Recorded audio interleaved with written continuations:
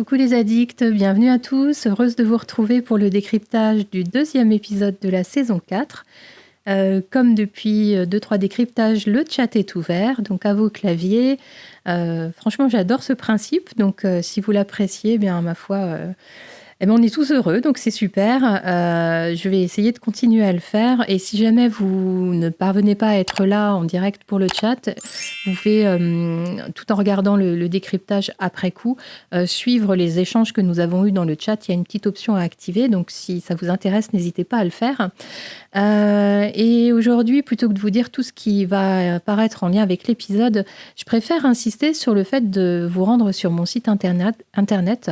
Vous voyez à l'écran là, en fait, parce que c'est là où je centralise tous les accès sur les différents contenus que je publie qui sont liés à l'épisode, que ce soit des vidéos ou éventuellement des photos ou des articles sur des thèmes qui sont plus ou moins développés, ou aussi toutes les informations sur les coulisses, là pour la saison 4, qui viennent directement du site officiel de Starz. Bien voilà ce que je voulais vous dire. N'hésitez donc pas à aller sur le site internet et c'est parti pour le décryptage.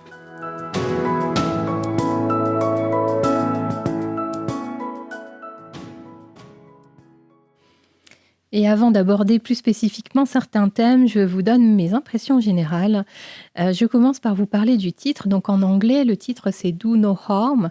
En français, ils ont pas traduit littéralement, mais ils ont mis le serment inaltérable. Ça se justifie puisqu'en fait, Do No Harm en anglais, c'est une des lignes du serment d'Hippocrate que Claire a d'ailleurs déjà invoqué dans la saison 3, au moment de son retour au XVIIIe siècle. Et donc, en gros, ça veut dire ne pas faire de mal, ou au contraire, essayer de faire tout ce qu'on peut pour sauver. Et ça reflète plutôt bien l'épisode, puisqu'on va développer tout ça.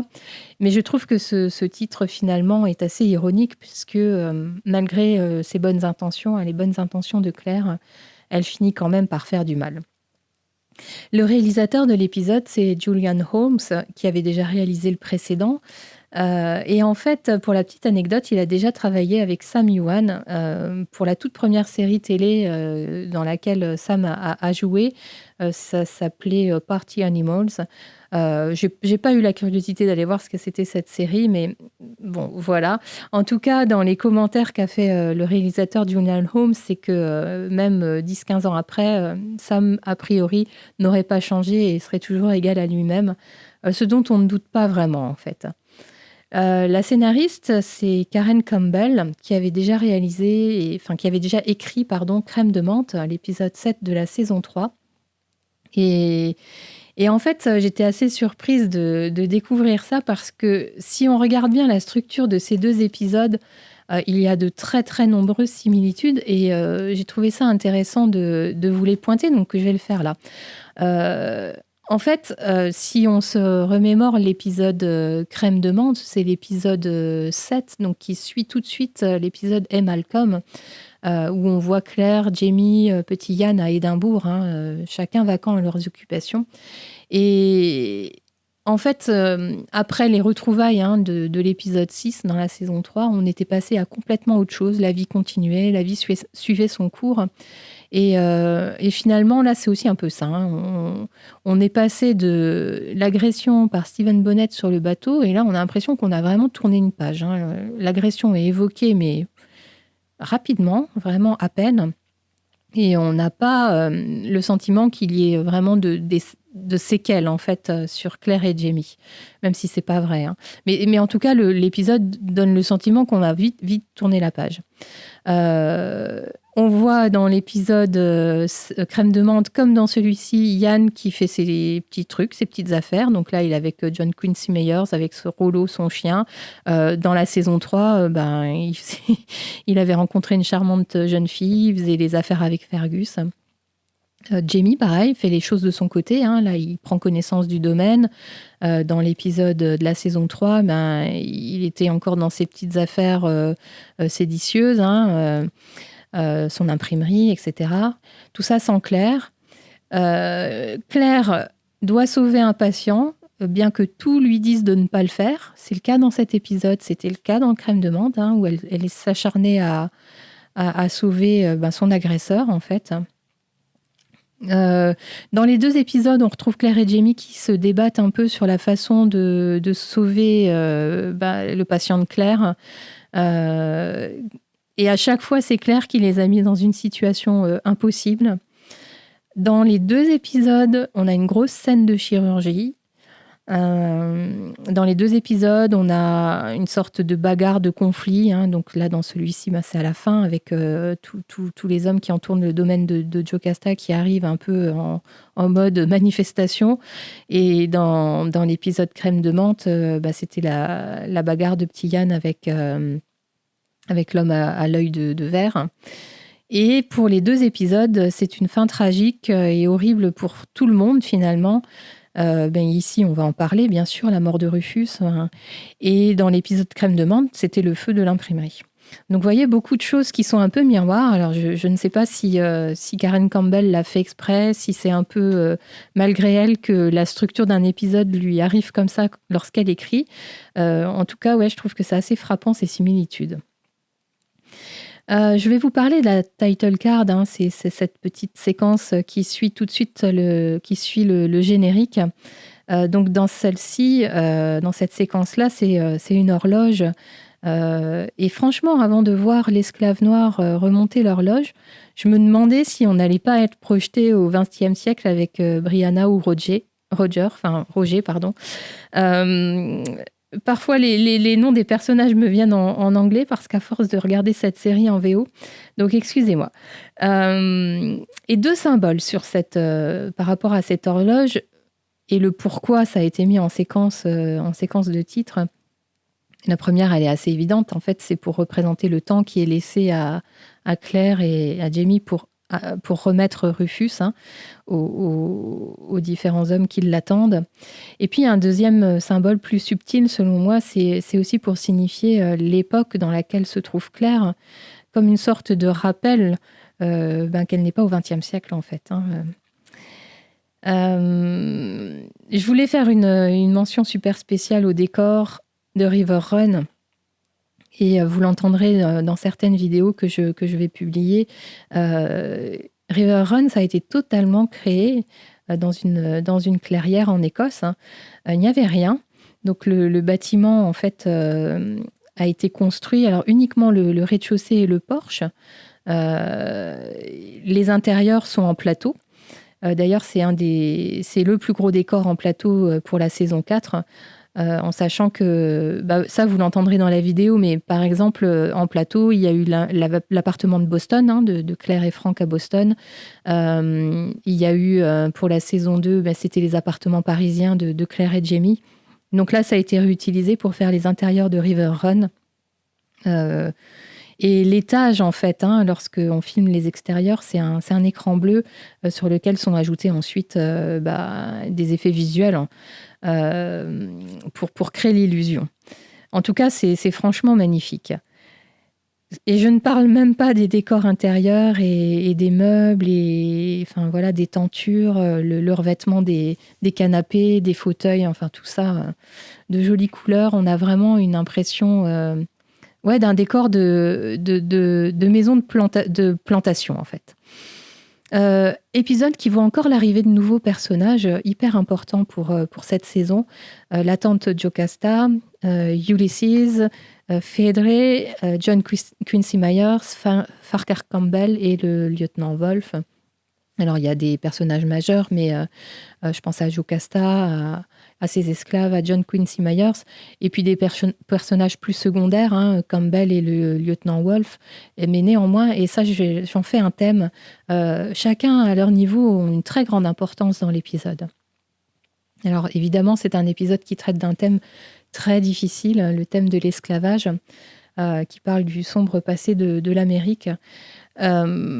Alors, j'ai lu beaucoup d'articles et entendu quelques interviews, et notamment de fans qui ont vraiment eu du mal avec cet épisode. C'est vrai que nous, on voit ça de notre continent européen et on ne se rend pas forcément compte à quel point l'esclavage est encore un sujet compliqué pour les Américains. C'est un thème un peu casse-gueule. parce que, en réalité, cette période d'esclavage a encore de fortes répercussions aujourd'hui, 2 siècles après, et après une guerre civile. Les stigmates de l'esclavage sont toujours bien présents aux États-Unis, et pour s'en rappeler, il y a qu'à voir le mouvement Black Lives Matter qui a eu lieu l'année dernière. Et à l'échelle de l'épisode, on voit une fois de plus que changer le cours de l'histoire est compliqué, voire même impossible. Et je trouve qu'il y a aussi un questionnement un peu central dans cet épisode, c'est à quel moment ne rien faire est-il le meilleur choix et la meilleure chose à faire? Et est-ce qu'il est nécessaire d'intervenir pour réparer une injustice? Et pour synthétiser un peu ces impressions générales, je dirais que c'est un épisode qui est magnifique de tristesse, superbement interprété. Mais c'est un épisode qu'on ne met pas forcément sur sa liste d'épisodes à revoir juste pour le plaisir, vous voyez. Il y a un peu trop de sang, un peu trop de scènes révoltantes, et qui fait que c'est un épisode qui est un peu compliqué à regarder, même malgré les bonnes choses finalement qu'on peut en tirer.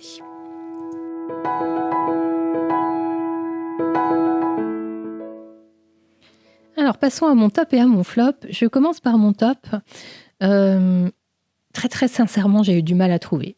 Et j'ai choisi de relever la scène entre Ian et John Quincy Myers pour la légèreté qu'apporte cette scène à un épisode qui est quand même plutôt globalement assez lourd. Le casting de John Quincy Myers peut paraître surprenant pour les lecteurs parce que c'est un personnage qui est décrit par Diana Gabaldon comme étant assez grand. Là, ils l'ont plutôt vu dans le sens de la largeur. Bon, je blague. Mais en tout cas, le casting de Kyle Reese, qui interprète John Quincy Myers, c'est assez sympa. Je trouve qu'il incarne assez bien ce personnage à l'humour graveleux, un peu bourru, l'homme de la nature. Enfin, ouais, vraiment, vraiment bien. Et cette scène, je trouve, met en avant la fascination de Ian déjà pour les Indiens, pour les habitants qui étaient préexistants en Amérique.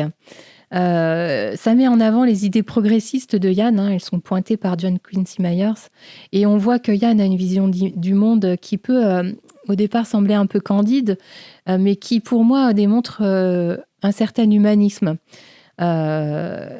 Et en cela, Ian ressemble beaucoup à Jamie. Ils ont tous les deux une vue d'ensemble et un peu de recul, en fait, sur le monde qui les entoure. D'ailleurs, John Quincy Myers met en garde Ian sur ses idées progressistes. Il lui dit que, globalement, dans l'arrière-pays, les gens sont plutôt étroits d'esprit, et donc il faut qu'il se méfie à ne pas exposer trop, de manière trop visible ses idées par rapport aux Indiens. Et en fait, Ian est assez lucide. Il fait finalement une comparaison entre les Indiens et les Highlanders. Voilà, une grande lucidité de la part de Ian. Et comme je n'aurai pas l'occasion de parler de Ian dans mes thèmes, j'ai quand même envie de dire que ce que je viens de dire, ça se voit aussi dans la scène où il est avec Claire à la réception de Jocasta, et où il discute avec, il y a Lieutenant Wolf, je crois, et d'autres personnages qui le prennent un peu de haut. Et on voit que Ian écoute, sait qu'il doit plutôt se taire, mais commence à se faire en fait sa propre idée sur le monde qui l'entoure, et sur l'Amérique. Et je trouve que c'est sympa. Et en fait, si on y réfléchit, Ian, je l'ai dit sur le précédent décryptage, il a un esprit assez aventureux. Là aussi, il ressemble beaucoup à Jamie de ce point de vue-là. Et en fait, il a une vie qu'il n'aurait pas du tout eue s'il était resté à la Librock. Et probablement que d'avoir côtoyé Claire, enfin Jamie d'abord, et puis maintenant Claire aussi, ça lui donne cette ouverture sur le monde, et ça confirme peut-être ses propres envies pour sa propre vie, en réalité. Et par rapport à Claire, cette scène de chirurgie où il devient un peu son assistant, on voit toute l'admiration qu'il a pour cette tante Claire et admiration qui ne cesse de grandir. Et il le dit d'ailleurs, j'ai trouvé ça mignon, la façon dont il dit au pauvre Rufus qu'il ne trouvera pas beaucoup de femmes comme sa tante Claire. Et donc, en fait, je disais que j'avais un peu du mal à trouver une scène top et j'ai quand même envie d'en relever une deuxième. C'est les derniers instants de Rufus avec Claire et Jamie.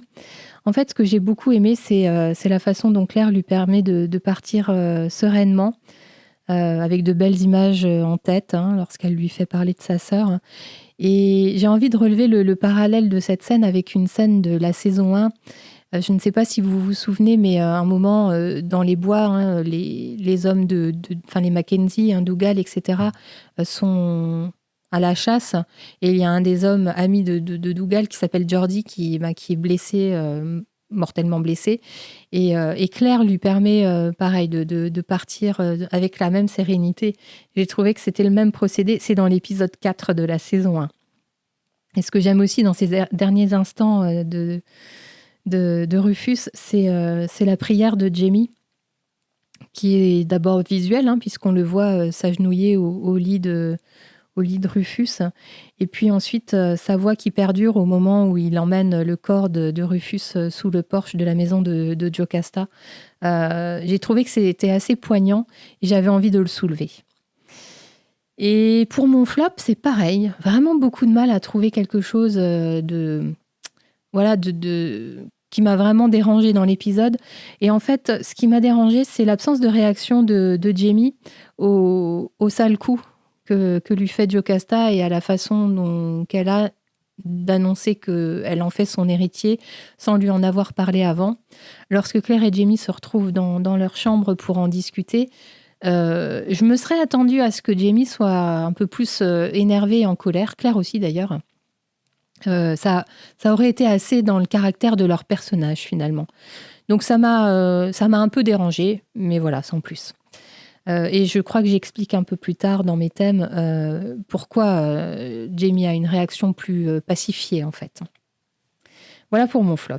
J'aimerais bien lire ou entendre les vôtres parce que oui, ça a été vraiment difficile de les identifier dans cet épisode. Donc peut-être que vous, il y a des choses vraiment plus marquantes que ça qui vous ont marqué. Donc n'hésitez pas à m'en faire part.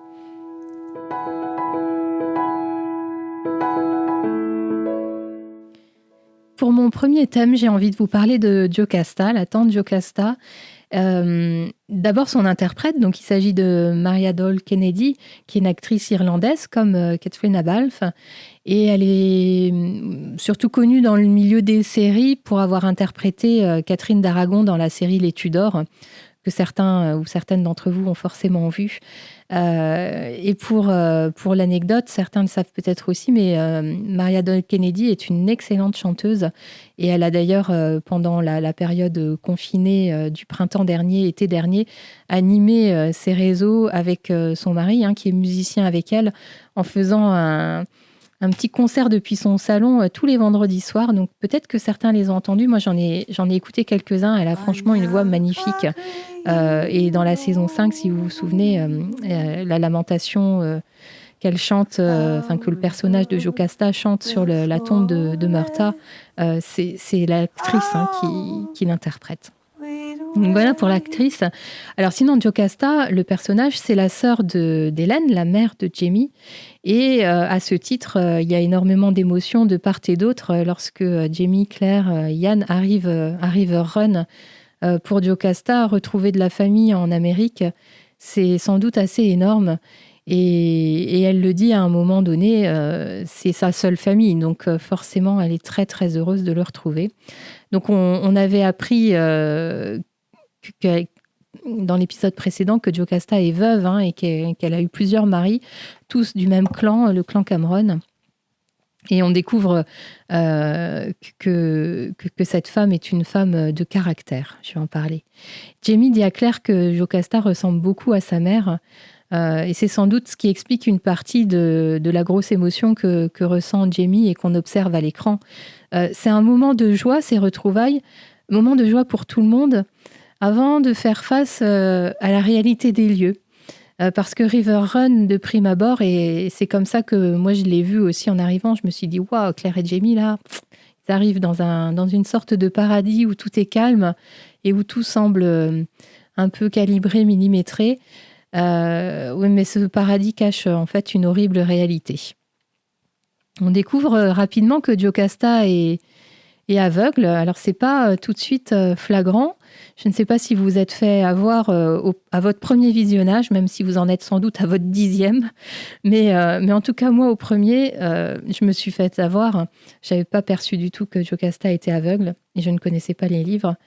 Et c'est avec Yann qu'on découvre sa cécité. Et en fait, Jocasta est aveugle aussi bien au premier degré que finalement à un second degré, puisque elle ne peut pas envisager une autre vie pour ses esclaves. Elle ne voit pas le mal dans leur captivité. Elle ne voit pas d'avenir pour River Run sans ses esclaves.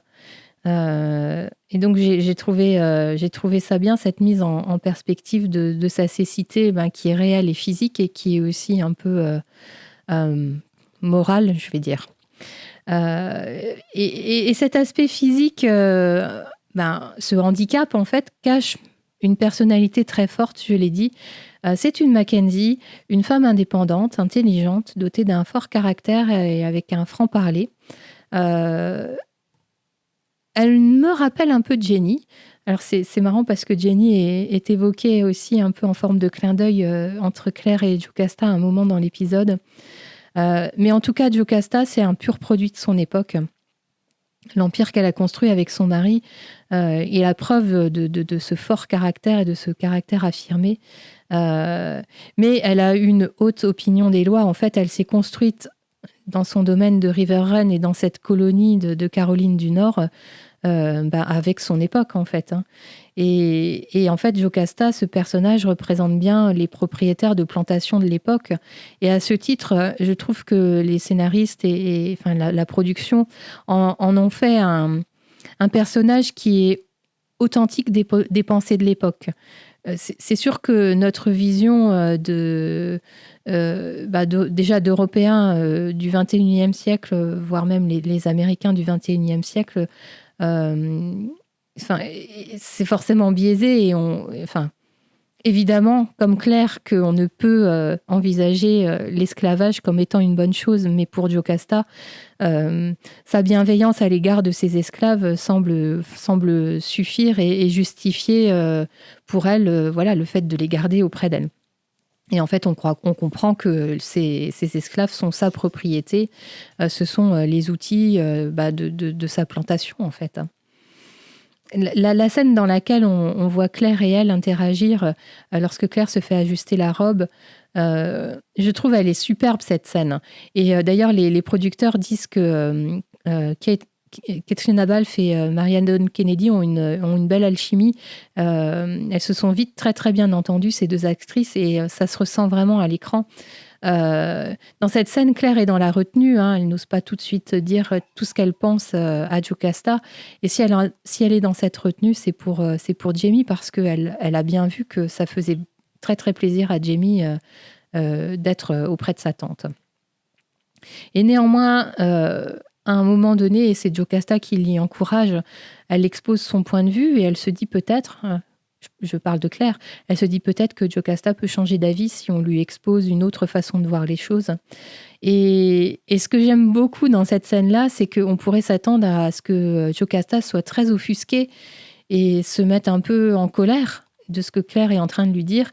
Et au contraire, elle dit à Claire qu'elle l'admire et qu'elle aime son franc-parler, en fait. Et j'ai trouvé que c'était un joli twist et qu'on s'est fait un peu prendre par surprise sur cette fin de scène-là. Et je le disais tout à l'heure, Jocasta est une Mackenzie et c'est Jamie qui la compare un peu à Colum. En fait, c'est une manipulatrice. Pour arriver à ses fins, elle est prête finalement à prendre des contre-pieds et ne pas hésiter à ne pas dire toute la vérité à Jamie. En fait, Jocasta a besoin d'un héritier puisque je l'ai dit, elle est veuve. Et en fait, la loi de succession de l'époque faisait que si Jocasta venait à décéder, son domaine reviendrait aux mains de l'État, enfin de la couronne. Donc, si elle désigne un héritier avant, elle règle cette question-là. Et évidemment que Jocasta n'a pas envie que son domaine parte aux mains de l'État.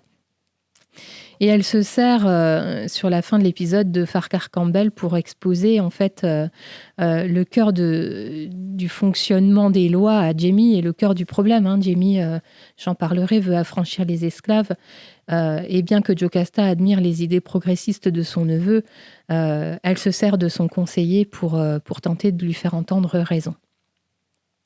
Et pour finir sur Jocasta, sur la scène finale, quand c'est l'heure de rendre Rufus, qu'elle se rend sous le porche et qu'elle affronte tous ces gens qui sont venus avec un esprit assez belliqueux, elle se montre vraiment comme la maîtresse de son domaine.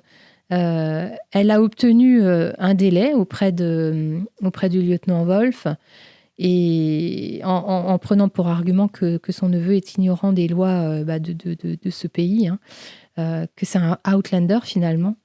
Mais Jocasta doit protéger son domaine, ses esclaves, sa plantation, donc elle obtient ce délai.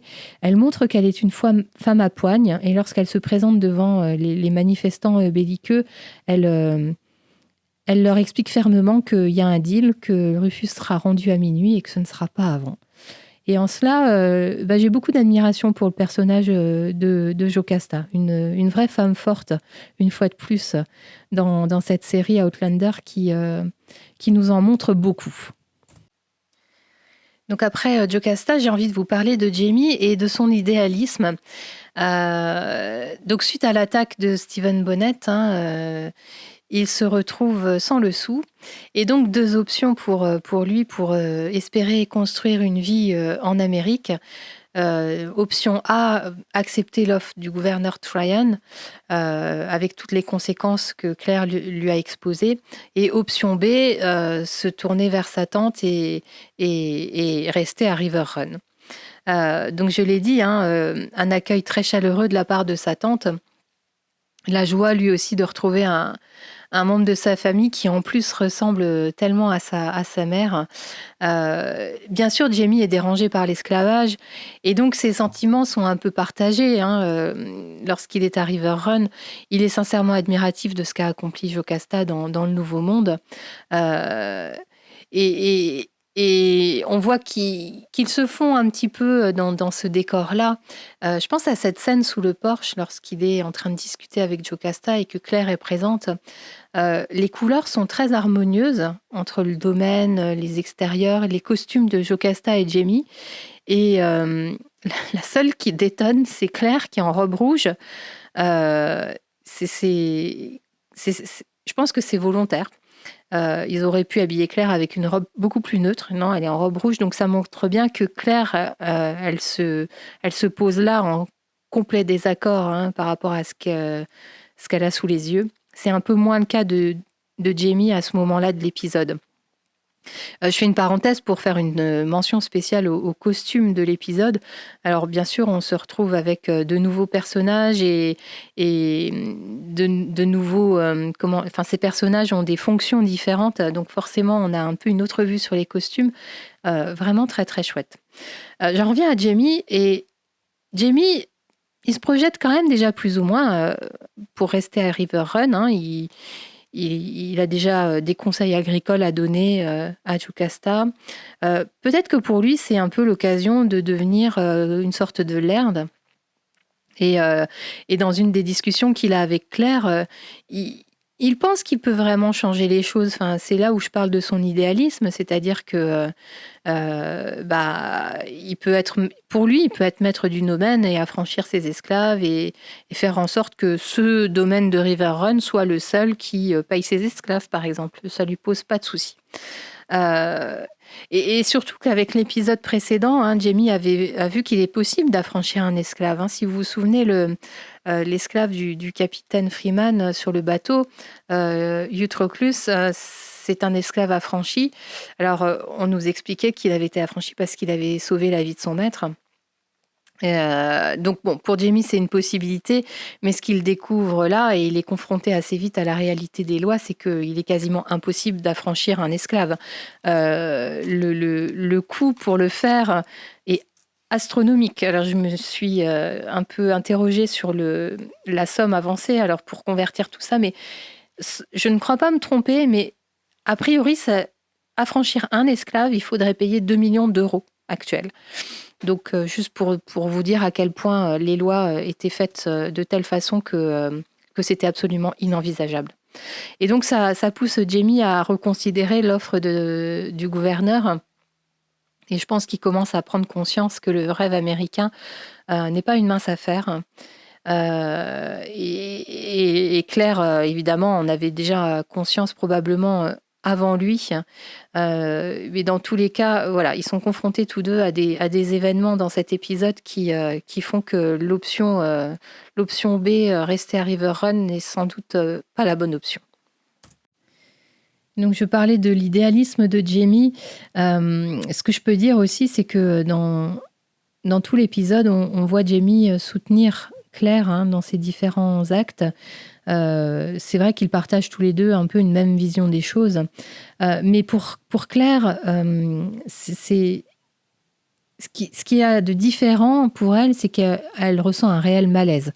Pendant tout ce passage River Run, forcément Claire, elle personnifie le regard des humanistes du XXe siècle. N'oublions pas que son meilleur ami, c'est Joe Abernathy, donc un noir, un des premiers à avoir été diplômé en médecine. Et donc pour Claire, c'est un rejet viscéral de ce qu'est l'esclavage et de ce que ça représente. On l'avait déjà palpé et on avait déjà vu ces réactions, bien sûr, en Jamaïque, déjà sur le marché aux esclaves, et puis ensuite à la réception du gouverneur de la Jamaïque, Lord John Gray. Mais en plus d'être mal à l'aise, elle met les autres mal à l'aise. Alors forcément, elle vient d'une autre époque et ça, personne n'est censé le savoir, mais on voit Phidré et Ulysses assez mal à l'aise en sa présence et ils sentent tous les deux que c'est une femme à part et différente. Au départ, avec Jocasta, je le disais, elle est dans la retenue par égard pour Jamie. Sous le porche, lorsque Jocasta parle de ses esclaves en disant que certains d'entre eux sont même... qu'elle les considère comme ses amis. Claire, là, quand même, peut pas s'empêcher de dire un petit mot. Et puis, pour éviter de trop en dire, elle prend congé et préfère s'éclipser avec un regard entendu à Jamie pour éviter justement de trop s'emporter face à Jocasta. Ce qui guide Claire également dans l'épisode, c'est son serment. Donc, c'est ce qui vaut le titre de l'épisode. Pour elle, peu importe la couleur de peau ou les actes de ses patients, son devoir, c'est de soigner. Et donc, j'avais fait le parallèle avec l'épisode crème de menthe. Et là, c'est pareil. Alors, en plus, il y a une certaine injustice à la blessure qui a été infligée à Rufus. Donc, forcément, son devoir de médecin l'emporte. Et pour faire son opération de chirurgie, le lieu, c'est la table du luxueux salon de Jocasta. C'est sûr que ça a dû en choquer plus d'un à River Run. Mais Claire, elle s'en fiche. Donc, c'est petit Yann qui devient son assistant. Et pour la première fois, elle a l'occasion d'utiliser son magnifique coffret, celui que Jamie lui a offert dans l'épisode précédent et dont j'ai oublié de parler dans le décryptage, franchement. Donc, ce beau coffret qui contient tous les instruments dont elle a besoin pour réaliser sa chirurgie et puis aussi du laudanum et bien d'autres choses encore.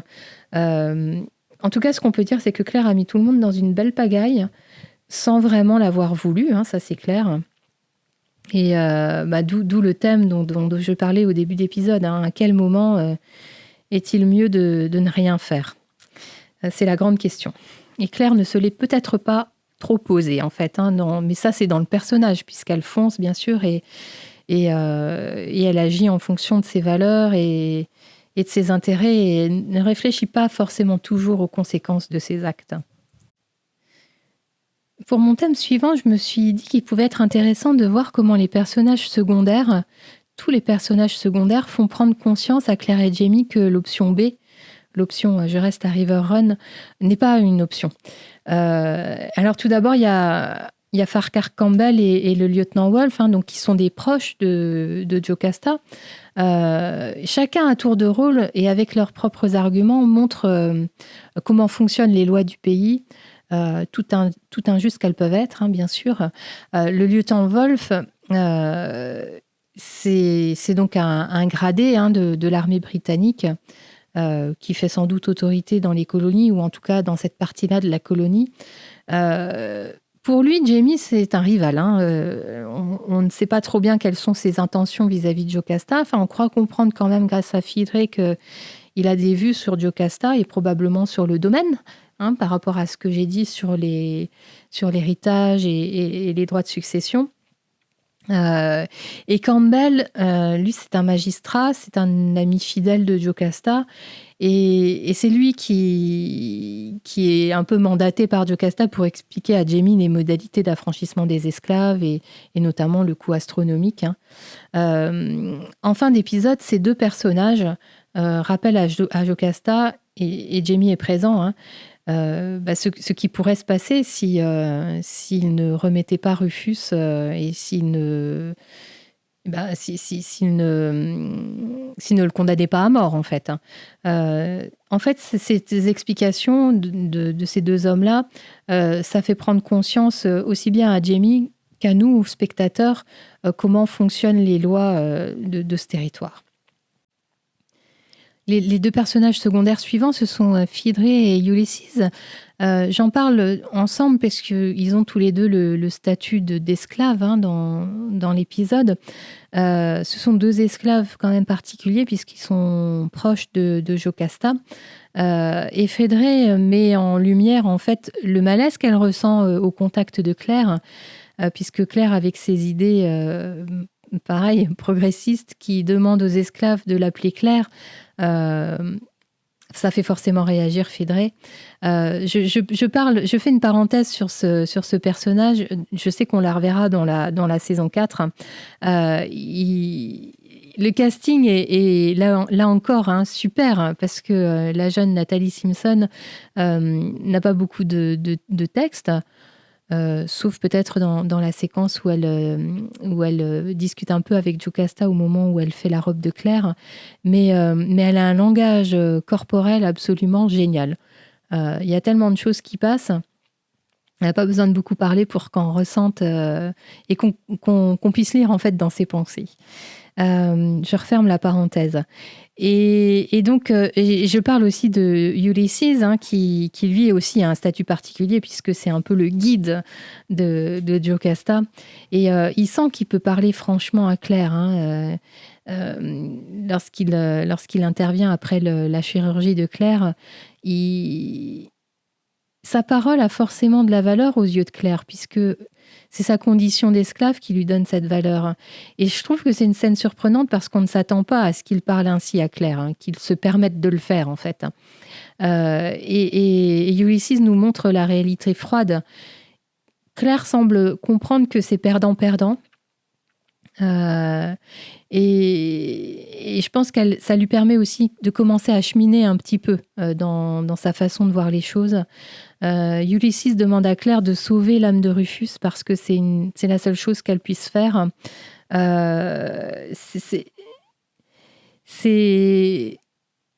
C'est ce qui sans doute fera prendre la décision finale à Claire. Alors même si le choix qu'elle a à faire, il est quand même limité, et je vais en parler, mais cet éclairage de la part d'un esclave, de la part de Ulysses, hyper important sans doute dans le cheminement de Claire. Les autres personnages secondaires, c'est John Quincy Myers, qui lui nous renseigne sur l'étroitesse d'esprit des gens de ce territoire. Et de la même manière, les gens qui sont présents à la réception de Jocasta et qui discutent avec Claire et Yann nous font aussi prendre conscience de cette étroitesse d'esprit. On ne peut pas vraiment discuter. Et de la même manière, je rajouterais un peu dans ce thème-là la procession, procession. la manifestation des hommes belliqueux de la fin d'épisode, ça montre à quel point la réaction du peuple peut être violente quand on touche au mode de vie, en fait, quand le mode de vie est menacé. Donc voilà. Et le dernier personnage secondaire, même s'il tient une place importante dans l'épisode, c'est Rufus. Parce que Rufus lui-même dit à Claire et à Yann qui est présent qu'il ne devrait pas être ici lorsqu'il se retrouve sur la table du salon de Jocasta. Il sait bien que c'est pas sa place et il le dit à Claire. Et donc voilà comment, mis bout à bout, tous ces personnages secondaires, finalement, chacun à leur manière apporte des arguments en défaveur de cette option B, qui finalement résolvent un peu le choix que Claire et Jamie ont à faire. Et c'est ce dont je vais vous parler maintenant. Parce que l'équipe Claire-Jamie est confrontée justement à des choix. Et je dis l'équipe volontairement parce que ils fonctionnent en équipe pour le sauvetage de Rufus. Et chacun affronte la réalité un peu de son côté. Donc Jamie, c'est avec Jocasta et les hommes, Campbell et le lieutenant Wolf. D'ailleurs, quand Jamie est sur la fin de l'épisode est confronté à ces hommes de loi, je vais dire, on voit ce tic nerveux là avec ses doigts et qui s'agite sur sa jambe, preuve qu'il est pas à l'aise et que voilà, il commence à prendre conscience qu'il y a un truc qui va pas se passer comme il aurait envie que ça se passe. Et Claire, de son côté, je viens d'en parler, elle est confrontée à cette réalité et c'est Ulysses qui lui ouvre les yeux. Donc Claire a un choix à faire et c'est ce qui donne la dimension dramatique à la mort de Rufus. Je n'ai pas encore parlé du roman là, à ce stade parce que c'est très difficile de comparer, même si on va dire l'avancée dans cette saison 4, l'avancée dans le tome 4 se fait plus ou moins en parallèle. Néanmoins, il y a de grosses différences et le traitement de la mort de Rufus est pour le coup complètement différent. Je vous engage à aller lire. Mais là, pour le drame, en fait, pour le côté dramatique de l'épisode, les producteurs, les scénaristes ont choisi de différer la mort de Rufus et de l'imposer comme un choix à Claire et puis à Jamie dans un moindre niveau. Et Jamie sait ce que ça signifie pour Claire de devoir laisser partir Rufus. Il est sensible à la détresse de Claire et il amène les choses en douceur face à cette situation qui est tragique. Et il met en avant que c'est perdant-perdant, en fait. Ça, c'est clair. Et donc, il y a un véritable dilemme moral pour Claire, dilemme qui ne trouve forcément pas de réponse facile.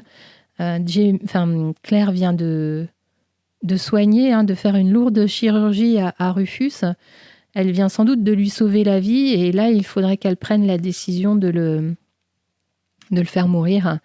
Donc, c'est Jamie qui amène délicatement cette idée du poison en mentionnant qu'elle l'avait déjà fait pour Colum. Et oui, franchement, c'est terrible. Soigner un patient et puis se résoudre à le laisser partir. Ouais, pauvre Claire. Et je voulais mettre en avant ce plan caméra au moment où Rufus meurt. Cette caméra, elle est sur sa tête. Ça fait un peu écho à l'idée de sauver son âme. Et ce qu'on voit aussi là, si je relève un peu les images des réalisateurs, c'est les mains que Claire, les mains de Rufus, qu'elle remet sur son abdomen. C'est une image marquante et elle fait partie du générique de cette saison 4. Et je trouve qu'à chaque fois qu'on voit le générique, on est ramené à cette scène dramatique et assez poignante. Donc voilà pour cette scène-là. Et je termine en parlant de la toute fin d'épisode, parce qu'elle est choquante. Et malgré tout, c'est important de voir ce que l'acte de Claire, ce que le choix qu'elle a fait a permis d'éviter à Rufus. Bien sûr, c'est une fin très brutale émotionnellement. Les images sont très dures.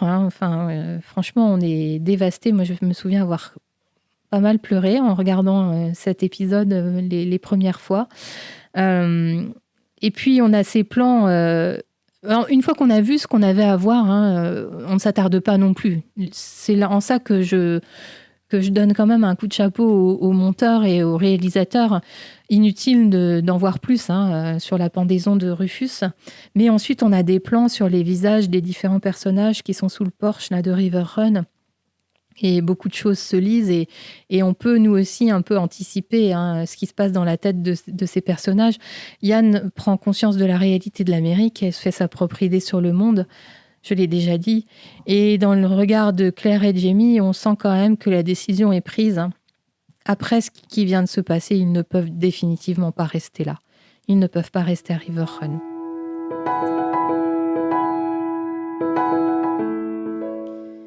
Et pour conclure, je dirais donc que c'est un épisode d'une profonde tristesse, mais pour moi, un joli traitement d'un thème difficile. Quelques beaux moments, quelques belles scènes entre personnages. Je pense à Claire et Jocasta, à Ian et John Quincy Myers, plein de légèreté. C'est le 2e épisode de la saison et quand une saison comprend 12, 13 épisodes, comme c'est le cas de cette saison 4, autant le premier épisode, c'est le retour en fait. Donc on pose certaines choses, on remet en route un petit peu la dynamique. Le 2e épisode doit faire avancer les personnages, doit les faire avancer dans leur cheminement. Et là, on a le sentiment quand même d'un retour à la case départ, c'est-à-dire que décision prise de rester en Amérique. L'offre du gouverneur Tryon a été mise un peu de côté lors du dernier épisode. Mais là, on vient de rayer l'option River Run. Donc, attendons de voir ce qui va être fait dans le prochain épisode. Il va falloir qu'on avance, ça c'est clair. Donc, on verra ça ensemble pour mon prochain décryptage. En attendant, je vous rappelle que vous pouvez retrouver plein de choses autour de l'épisode sur mon site internet, dont je rappelle l'adresse www.outlander-addict.com. Je n'arrive toujours pas à partager ce lien sur les réseaux sociaux et notamment Facebook. Si quelqu'un a une explication et une idée, je suis preneuse. Mais je trouve des moyens quand même de vous y emmener. Bien sûr, vous me retrouvez sur Facebook, sur Instagram, sur Twitter. J'ai toutes les adresses en description de la vidéo. Donc, si vous me cherchez, pas d'excuses, vous saurez me trouver. En attendant, je vous dis à la prochaine fois. Prenez soin de vous.